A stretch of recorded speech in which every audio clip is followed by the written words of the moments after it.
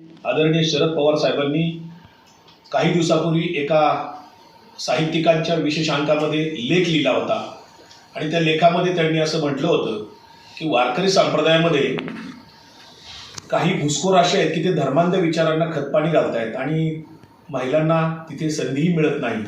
अशा प्रकारचा एक लेख लिहिल्यानंतर जे कोणी प्रतिगामी विचाराचे लोक आहेत ते अस्वस्थ झाले आणि त्यांचं पित्त खवळलं आणि ते पवार साहेबांच्यावर टीका टिप्पणी करू लागले.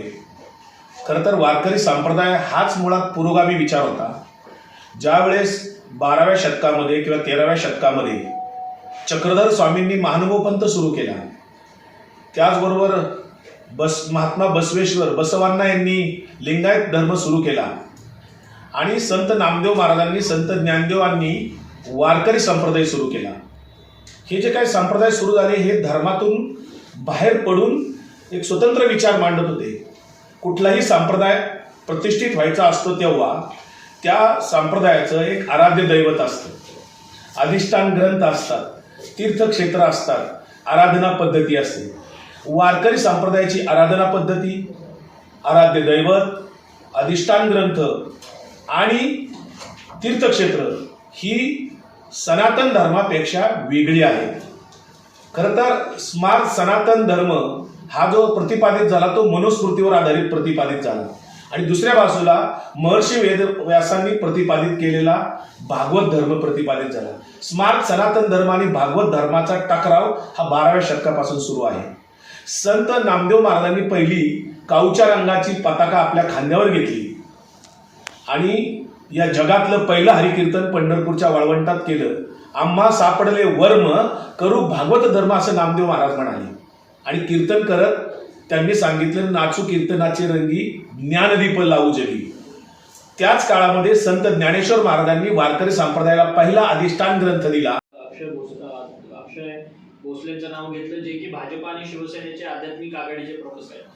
ही सगळी आध्यात्मिक आघाडी त्यांच्या पक्षाची आहे, तर तुमच्या पक्षाची देखील आध्यात्मिक आघाडी तुम्ही उघडलेली आहे, त्याचे देखील प्रदेशाध्यक्ष आहेत. एकीकडे तुम्ही दुसऱ्यांच्या आध्यात्मिक आघाडीवरती टीका करताय आणि तुम्ही स्वतः तुमच्या पक्षाने आध्यात्मिक आघाडी उघडलेली आहे. अगदी चांगला प्रश्न तुम्ही विचारला. जे भारतीय जनता पार्टीने आध्यात्मिक आघाडी केलेली आहे, एकनाथ शिंदेने शिंदे सेनेची आध्यात्मिक सेना केलेली आहे. आमच्या पक्षाची जी आहे ती वारकरी आघाडी आहे, आध्यात्मिक आघाडी नाही, नुसती वारकरी आघाडी आहे.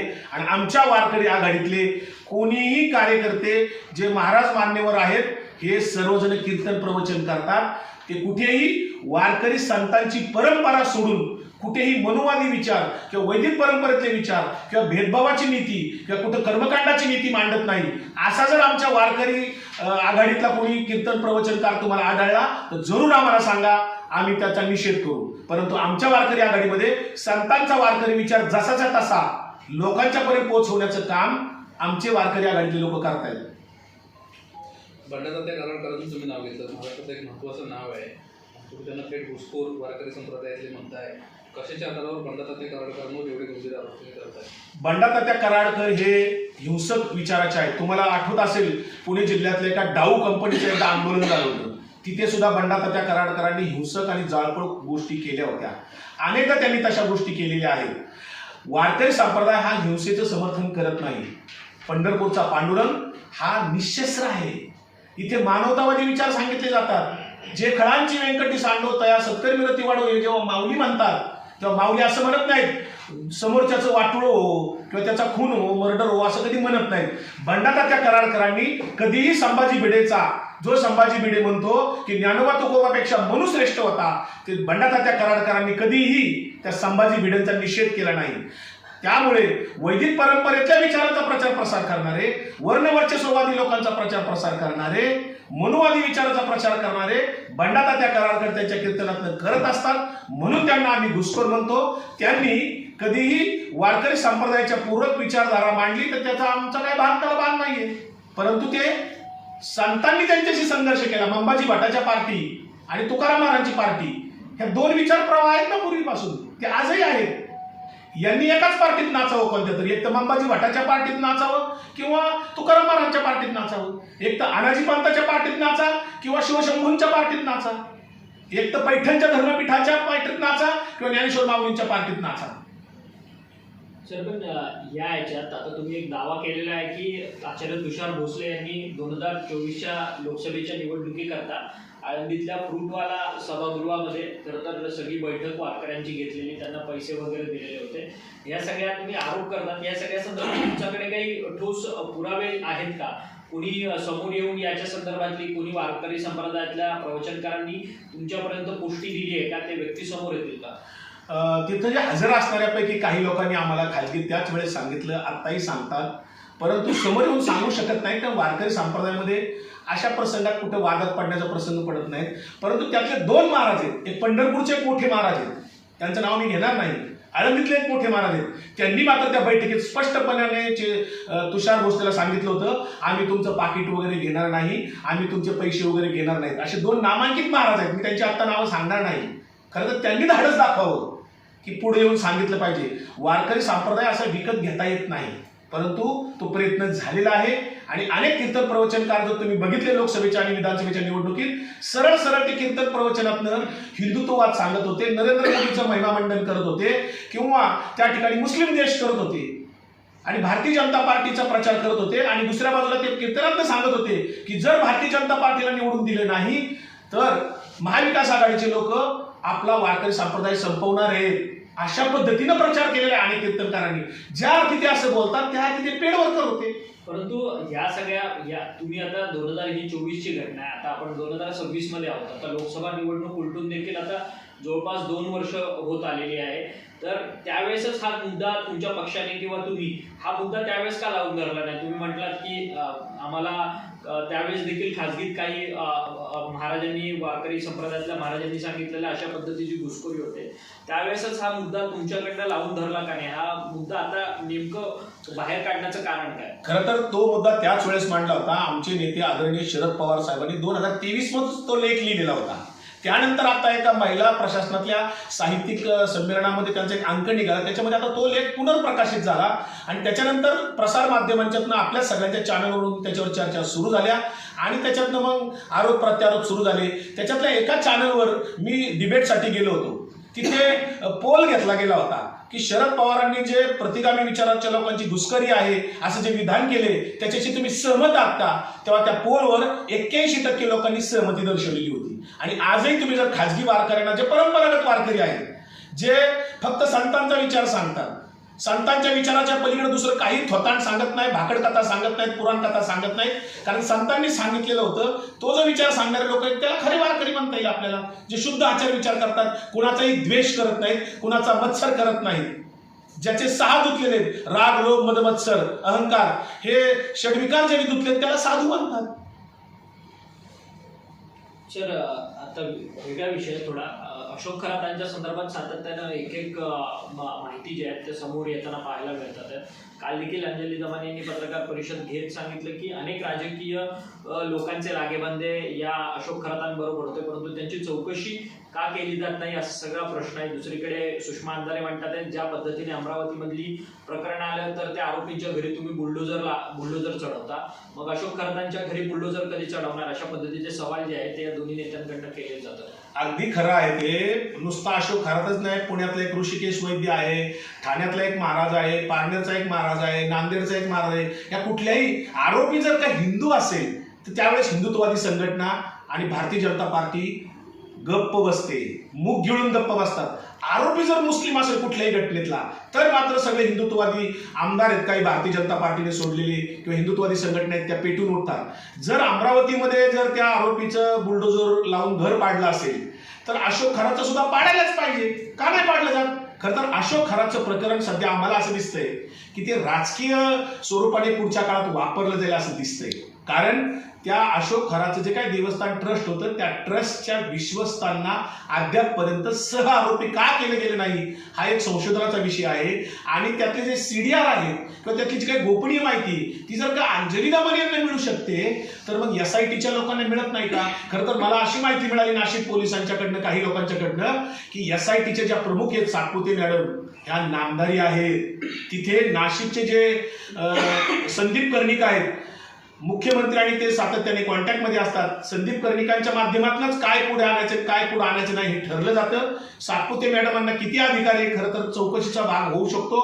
अशोक खरातच्या संदर्भाने इतर सहआरोपी केले जात नाहीत. अनेक नावं पुढे येऊन सुद्धा त्यांना सहआरोपी केलं जात नाही. याचा अर्थ की फडणवीस साहेब कुठंतरी कुणाची फाईल बाहेर काढायची नाही कुणाची काढायची हे ठरवतायत असं दिसतंय.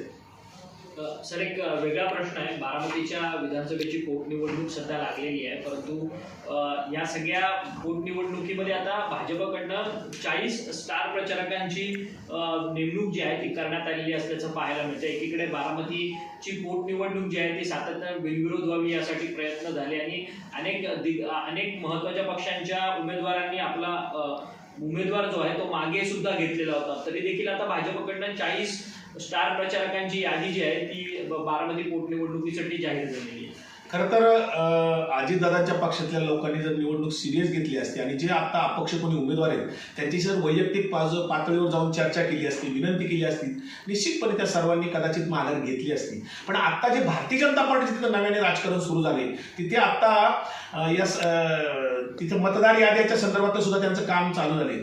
काल परवा त्यांनी तिथे काही प्रशिक्षण वर्ग सुद्धा आयोजित केला होता.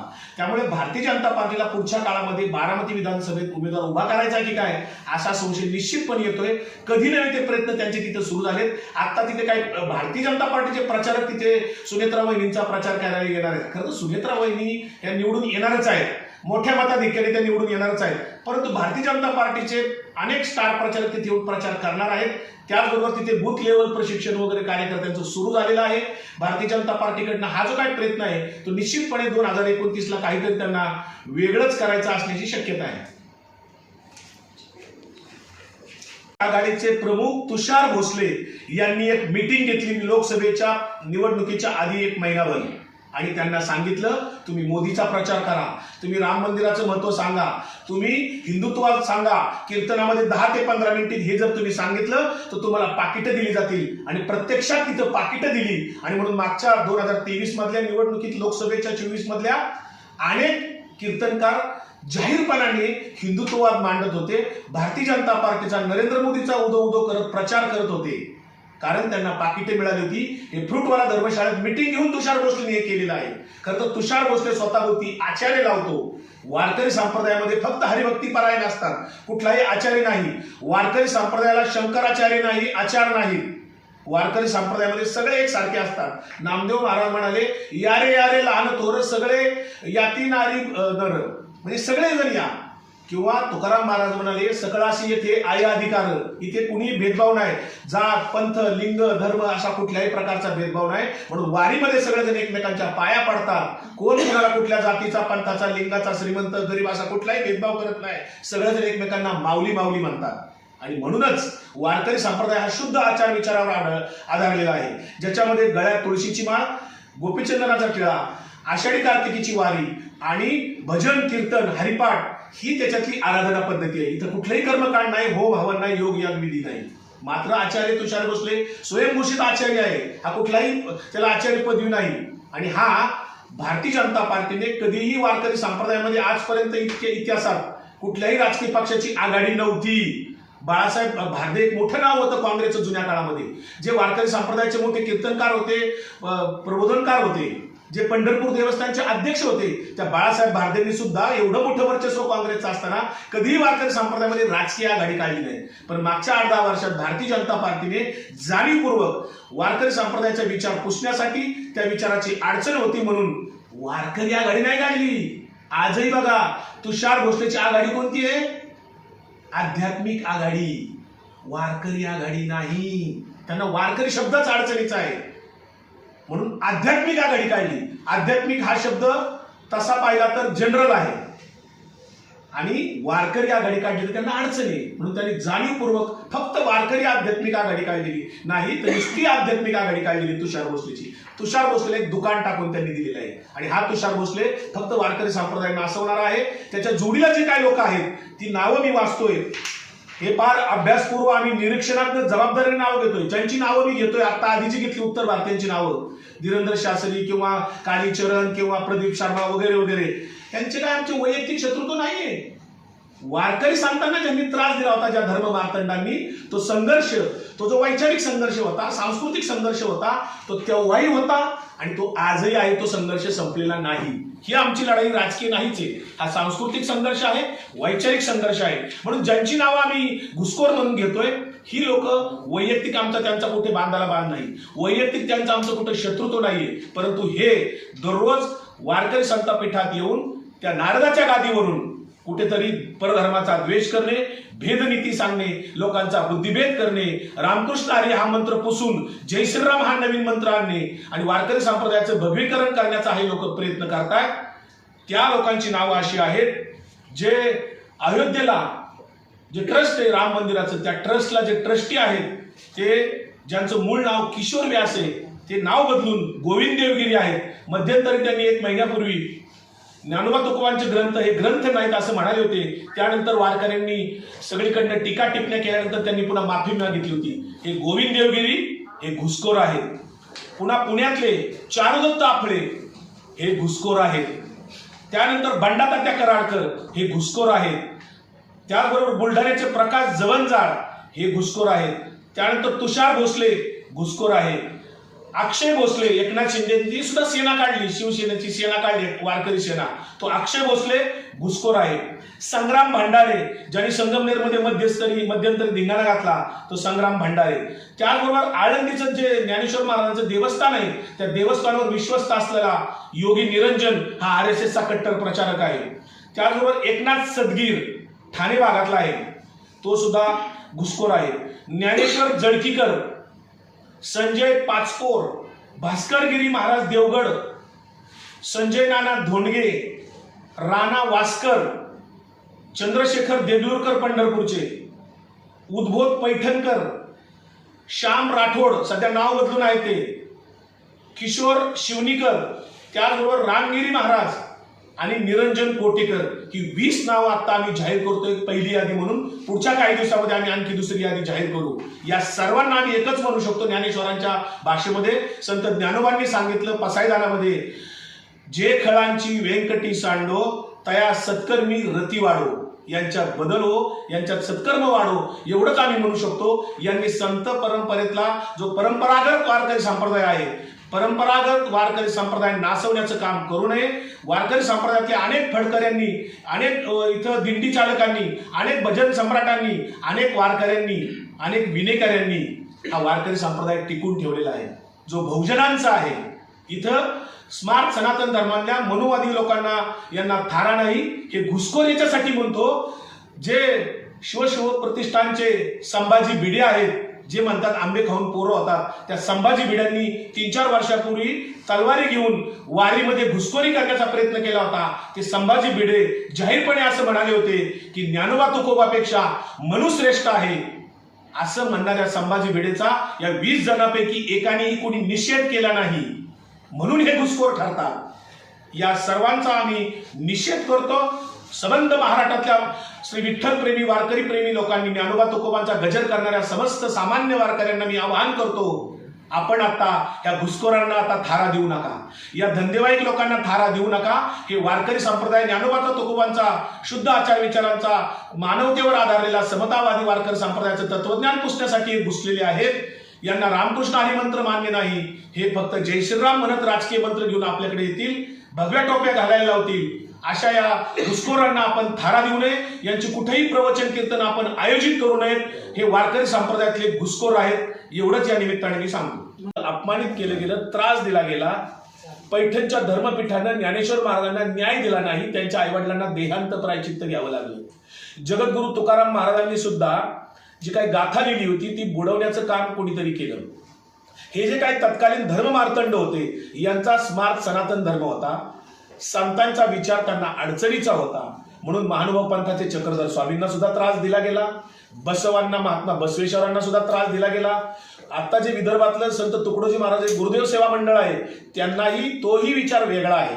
आणि म्हणून वारकरी संप्रदायामध्ये पवार साहेब जेव्हा म्हणतात की प्रतिगामी विचाराच्या लोकांनी घुसखोरी केलेली आहे आणि धर्मांध विचारांना खतपाणी घालतायत, याचं कारण असं की त्या वारकरी संप्रदायामध्ये जो काही विचार मांडलेला आहे त्या संतांनी, आमच्या संत नामदेव महाराजांनी पंजाबपर्यंत वारकरी संप्रदायाचा विचार पोहोचवला.